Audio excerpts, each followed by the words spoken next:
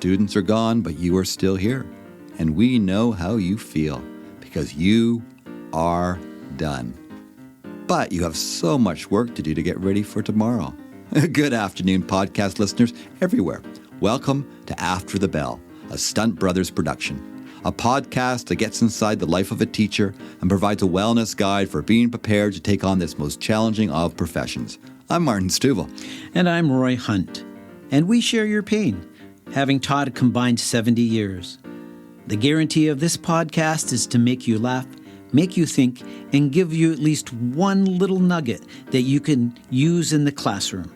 So get out your marking, organize your supplies, or just pour yourself a coffee. I want something stronger.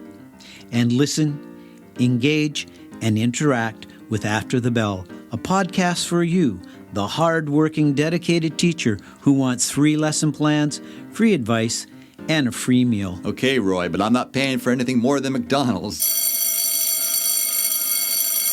Well, Martin, here we are, episode 3. I'm enjoying these so much, right? And it's amazing, episode 3, and we're getting more and more listeners. Yes, I'm amazed. It's wonderful to see. The numbers are going up, and people are listening, and they're sharing it, and please do share. And yes, check out our website, stuntbrothers.ca, and share this podcast. Yeah, and working together, this isn't new for us. We've taught together. And we've been on stage together. We've done local theater together. We've done local theater. So we're used to having makeup on. We're used to being in dresses. And can't think of anything that would really rattle us. Not at all. And, those who have seen us on stage find that a reason to listen to our podcast, well, that's fantastic. If it gets us a few more listeners, I'm in. We will take it. Absolutely. So how have you been doing? Well, fine, thanks. I noticed that I just have a lot more energy right now. Even though I've been going into classrooms as a TTOC, I still, I'm feeling good, feeling like I have a lot of energy. And I've been getting to the gym and staying fit. That's good, because you had a few physical challenges, didn't you? Yes, I did. Tell our listeners a bit about that. Last year, I'm going to say it was the second week of June, I was called in to have a full hip replacement. Wow.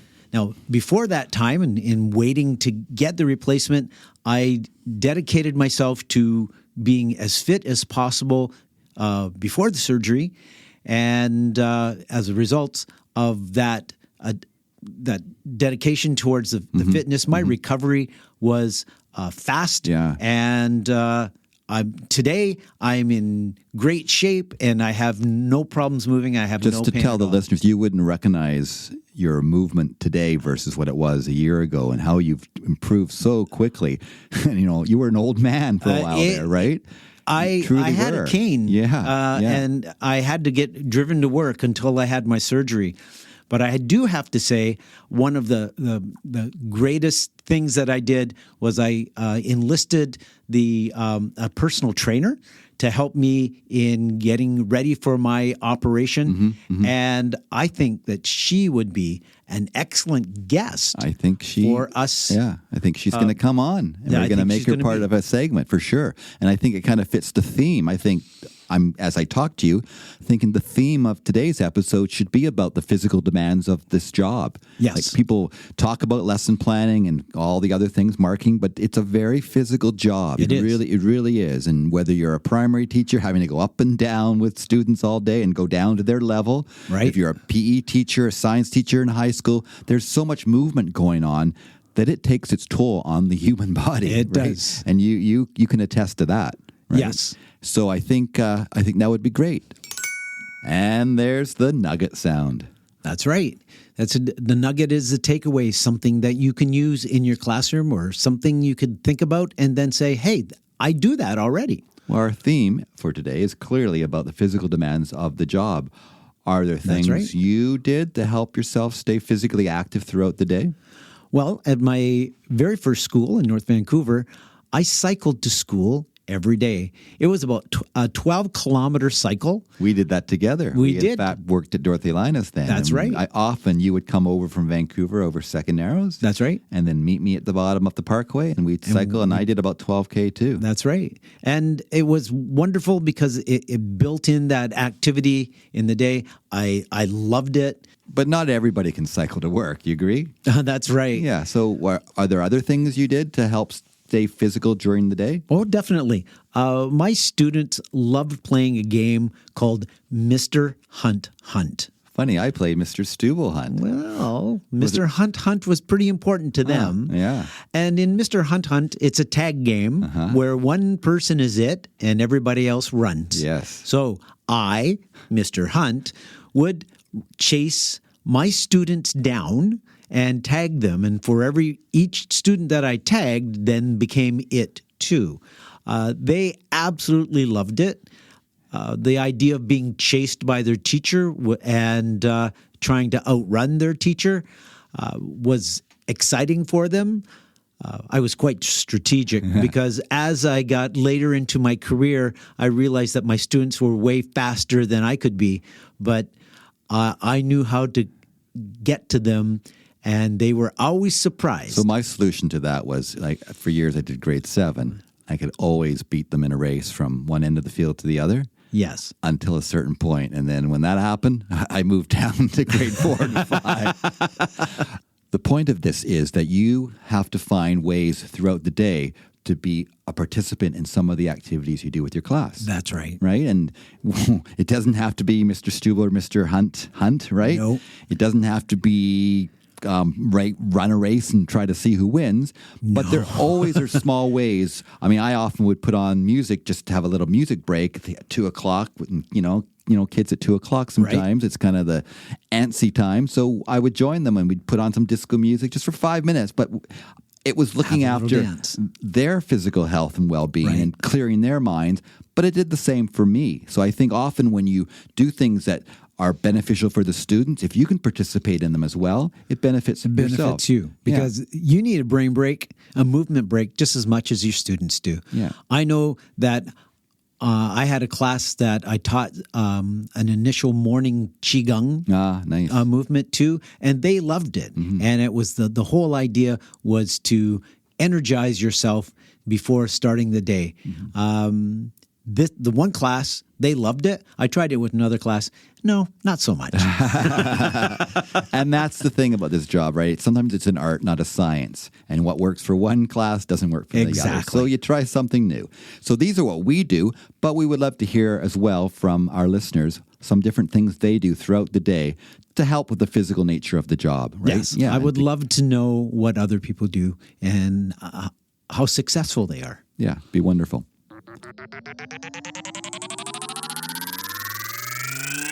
What's that sound? What's that sound?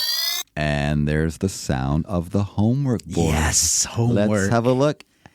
It looks like it's a field trip. Yes, no homework for you, Mr. This is Stubble. our first field trip. I'm quite excited. I'm very excited about this too. We're going to leave this box and we're going to head outside on a field trip. And I think listeners, whether they're teachers or not, are going to learn lots about our guests. There's going to be something really special in this for everyone. Absolutely. Right. So, and I think you have a connection. So you could tell us a little bit about Andrea. I can. And today on our field trip, we're talking with Andrea Brennan of Kinected Strength here in North Vancouver, BC. She's a practicing kinesiologist and strength training coach. I have a special connection with Andrea as she was my personal trainer, and she helped coach me through a very difficult time to get pre-surgical strength before having a complete hip replacement on my right hip. She worked miracles. I saw the difference, right? Yes. Absolutely. But at that time, before the surgery, I had a cane. Yes. And I was in a lot of pain. And after the surgery, my recovery, the exact wording from my surgeon was, my recovery was amazing. And I have Andrea to thank for it. Wow. Well, let's head out and have a visit with Andrea. Yes. This is going to be fun. It will be. So we always start with a little bit of an icebreaker. Okay. Just whatever pops into your mind, oh God. Give us the answer. Good luck. Okay. So I'm going to do the ABCs. Okay. And Roy's going to do the 1, 2, 3. Okay. All right. So ABC. Here we go. A, recess or lunch? Recess. Okay. B, red or blue? Red. C, math or PE? Oh, that's a tough one.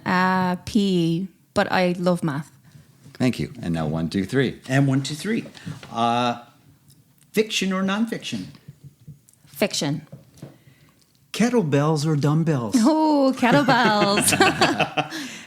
Who was your favorite teacher when you were growing up, and why? I had, in my first year of high school, I had the most amazing science teacher called Mr. O'Donoghue, and I remember him to this day because he made science fun, and it was a lot of cause and effect experiments, and it just brought science to life for me, and it just created a passion for me going down into more biology, and I loved every second of his classes. Wow, thank you. All right, so we would like to know, what does being fit mean to you?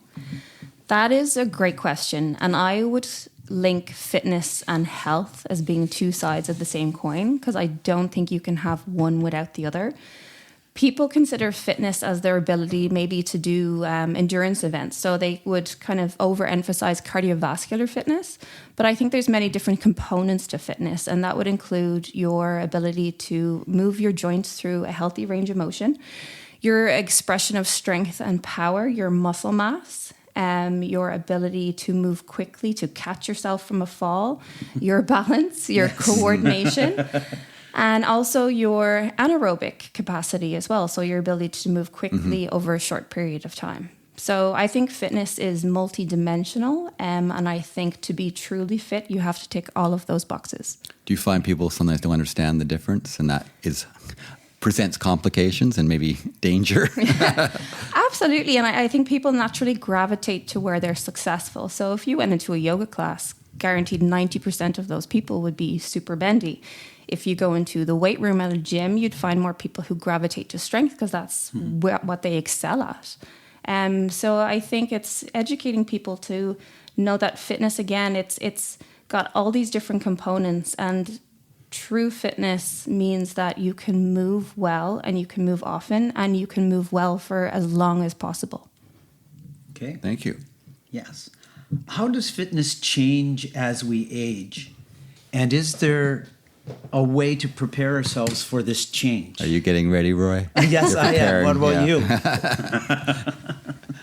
You're older than me. Yes, I think this is a great question, and longevity is something that I'm super passionate about. Mm-hmm. The simplest way I can term this is when we're young, we want to train. When we're older, we need to train. Training becomes a necessity. Our health and fitness becomes a necessity. There are many different components to why we train. Some are aesthetic reasons, but I am in favor of kind of focusing more on the functionality of exercise, what it allows our body to do. And when we train later in life, we could be adding not just quality to the end of our lives, but years to the end of our lives as well. So there's so many long-term benefits to why we would train and exercise. Do you ever find some people say, well, it's too late? You know, I'm past it and it's just too late, and they don't want to train. And then I guess you bring up the longevity thing, and I guess you say it's never too late. It's never too late, never too late. I've had people walk into the gym for the first time in their 80s, and they have made progress. It's slow, mindful progress, but at the same time, it's progress. And I think it's finding your why. Like, why is it that you want to exercise? For a lot of people, it's to stay out of assisted living, right? Or to maybe be able to play with your grandkids later in life, or better quality years in your retirement when you finish working. So I think it's really, really important to start exercising no matter what your age, what your ability, what your history is, and maybe find a little help along the way. I've always been inspired by my dad, who made it to 93 and just kept moving. He had bad arthritis from his 50s on, but he said, you just don't stop, keep moving. And he got to stay at home till the end. And when a parent has that moment to stay at home, you're grateful for it, right? And then we start thinking about ourselves as we face that part of our life. There you go. Yes. Many people have good intentions to keep fit, but they get derailed. Do you have any suggestions about how to prevent being derailed? I would say, firstly, be kind to yourself. Know that you're not alone. It happens to all of us, myself included. And I guess I would want to know why. What was the cause of you falling off the wagon? Did you have a plan? Did you maybe start off with too much too soon? Like I'm guilty myself of biting off more than I can chew sometimes when I have a goal in mind. Was your plan sustainable and conducive to your life stresses? A lot of us, we work hard, we have families, we have social lives, and we have to make time for exercise. And another question I would have is, did you enjoy what you were doing? Did it empower you? Did it make you feel good? So moving on from that, I would say, if you want to be successful in your exercise plan, start small, build those healthy habits, build those consistencies. A lot of people would prioritize intensity over consistency, but I think if you can do even small things well, but over time you will see massive gains with that. Is your plan something that you can see yourself doing 20 years from now? Is it enjoyable? And I would say have a plan as well. Have a plan that you can modify as needed, that's variable for your life. And yeah, again, if you need help building that plan, I would work with a professional and just make sure it's something that you enjoy doing. I like the way you emphasize enjoy doing, because some people often look to see someone else and they see someone doing some extreme sport and they think, I got to do that. No, I don't want to do that. But small steps. Exactly. And like how I would train my clients, it's restorative and it's energizing. It's not about depleting you and leaving you with less energy for the rest of the day, because you have to walk out of the gym, go home to your family, make dinner, whatever it is, work on your lesson plans for tomorrow. It's more about restoring you and empowering you and giving you more energy to do what it is you love outside of the gym. Good. And for this next question, Roy, I know I've watched Roy having gone through surgery, and it's been quite amazing, his recovery from that and how quick it happened. And I think you were a big part of that. Yes, she was. How do you approach those situations where someone has had a long injury, a long-term period where they were sedentary? Yeah. How do you approach helping them get back on their feet, so to speak? I think it's important to identify your new baseline. So if you've had surgery, if you've had an illness, maybe have a kid, you're out of exercise for quite a while, you wouldn't necessarily jump back into where you finished before that injury.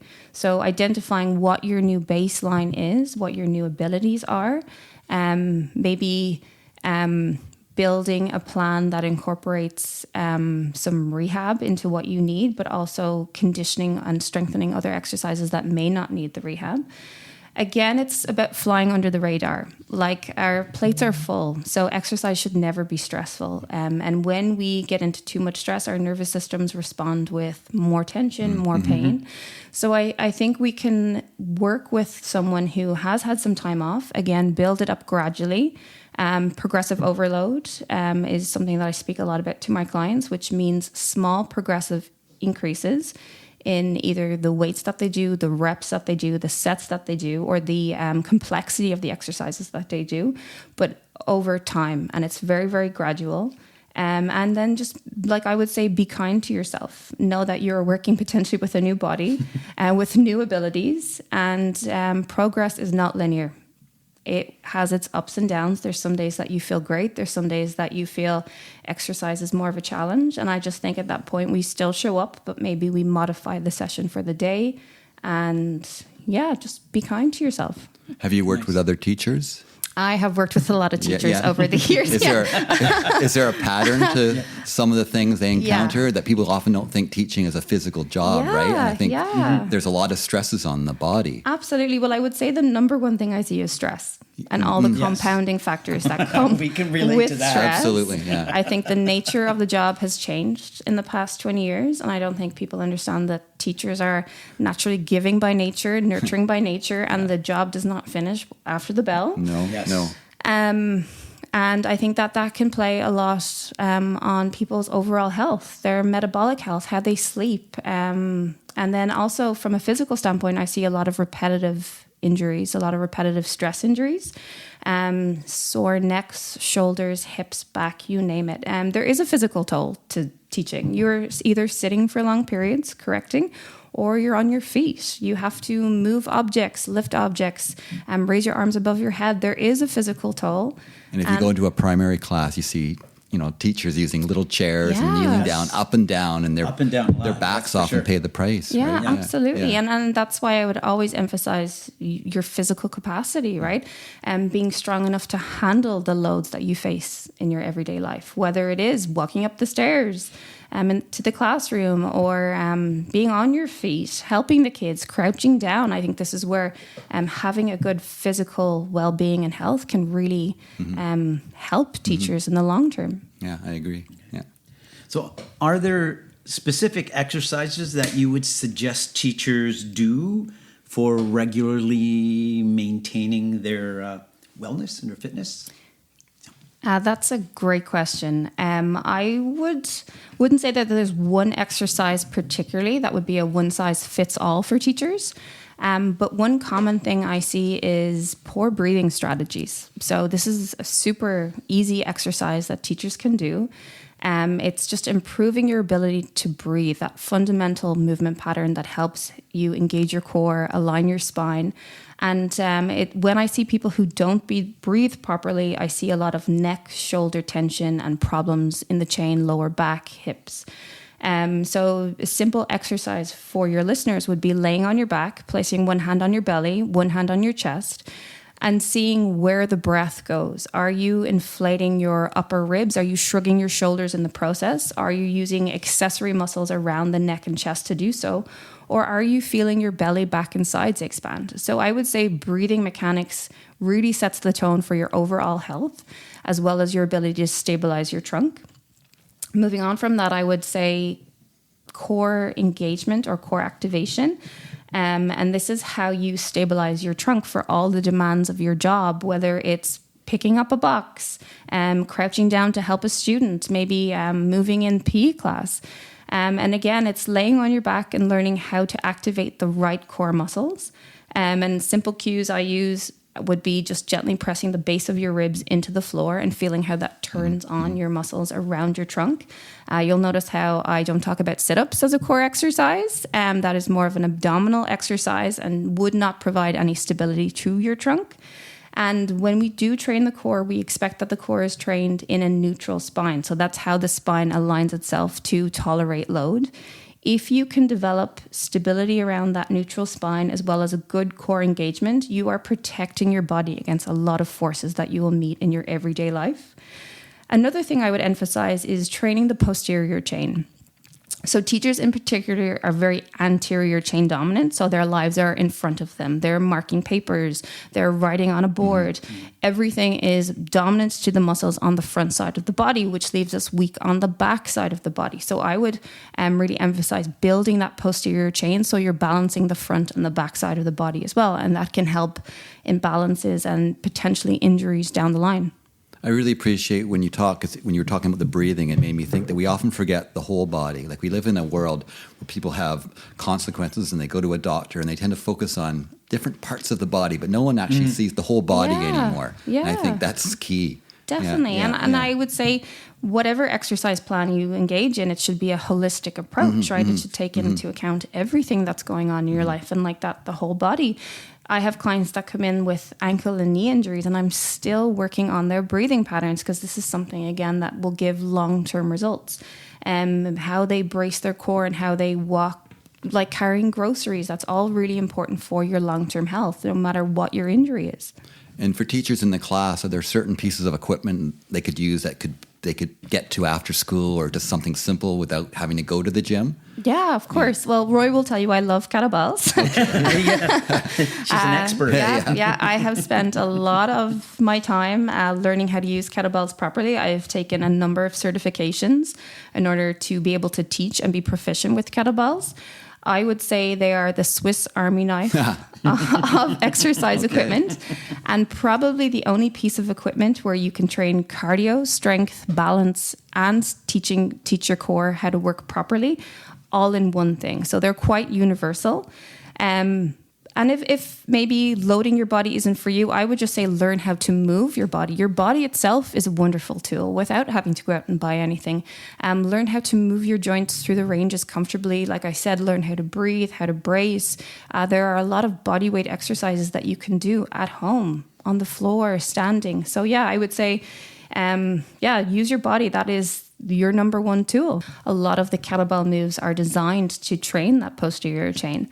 They're also an excellent tool for teaching how to stabilize shoulders, hips, and balance your body. There's an excellent exercise called the Turkish Get-Up, which is one of the best core exercises. Yeah, Roy knows that one well. The Turkish Get-Up. Really good for learning how to get up and down from the floor, which brings us back to longevity. That is a life skill that we need into our 90s, how to get up and down from the floor. Maybe you've had a fall, but you need to get up from the floor. I would say equipment-wise, you could go out and you can get tons of equipment, but if you don't know how to move your body well, the equipment will be useless. Yeah.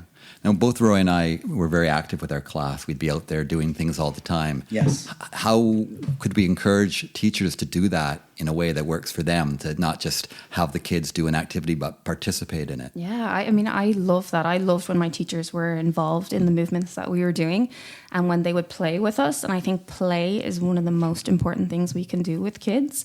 We want to do a whole episode on play. Yeah, I think we've lost that, right? I think it's so valuable, right? Yeah. I think again, keep it playful, keep kids moving. I think kids, just like us, are not designed to be sitting all day long. If we can do breaks from sitting, movement breaks, like silly dancing, like can we get the juices flowing a little bit? Can we release some of that pent-up energy that children have? But importantly, I think children model movement from what they see. So if you're in the classroom and you can move well, move often, and enjoy the movements that you do, the children will be more likely to follow in your footsteps. Going back to my experience, I spoke about Mr. Donahue, my first science teacher. He had us do a lot of experiments, and I've spoken to Roy about his cause and effect experiments that he does with the kids. And I think that's really important for dexterity, motor control, like how you would build something, as well as like the gross motor control that you get, like movement, literacy, jumping, hopping. Like I think there's so many opportunities within the classroom, and I think the children would really enjoy it as well. They do, yeah. Great. So our last question is, where can people or educators, our listeners out there, go to improve their fitness? Where can they find information to take advantage of your expertise? Well, you can find us. Our website is kinectedstrength.ca. We also have an Instagram as well, Kinected Strength. And you can send us an email if you have any questions. We'd love to hear from you if you would like to seek any advice. We are planners and we are also educators. Education is one of our big pillars at Kinected Strength because we want to teach people how to move, and then that way they can move well for as long as possible. So we have a blog and we have tons of information.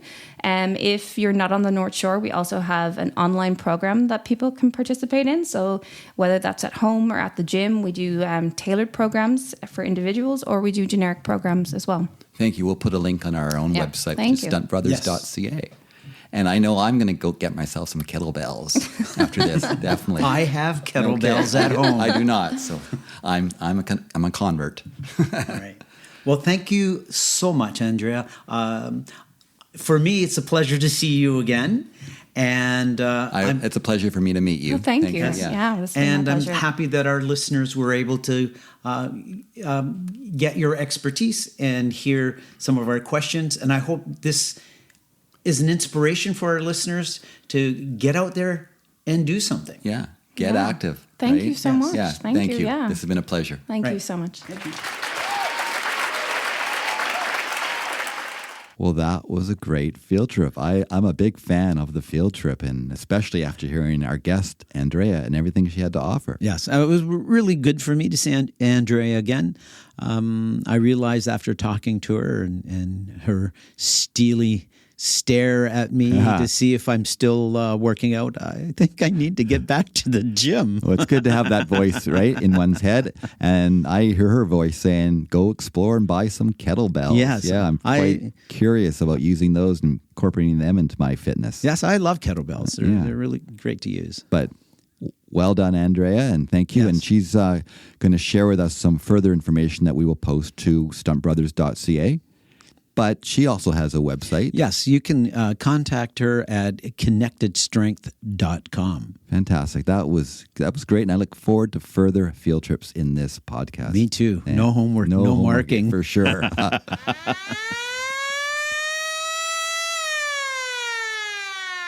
There's the detention hall sound. So what are we going to do about detention hall? The theme of this podcast today has been the physical demands of the job. What could we put into the detention hall? Well, I believe that every teacher has that one piece of furniture that they're asked to sit in that's wobbly or doesn't fit or just too right. small. I mean, I've seen people sit at a chair that's meant for a 6-year-old and they're sitting at their desk trying to do their report cards hunched over. Not so good for the back, not so good for the human body at all.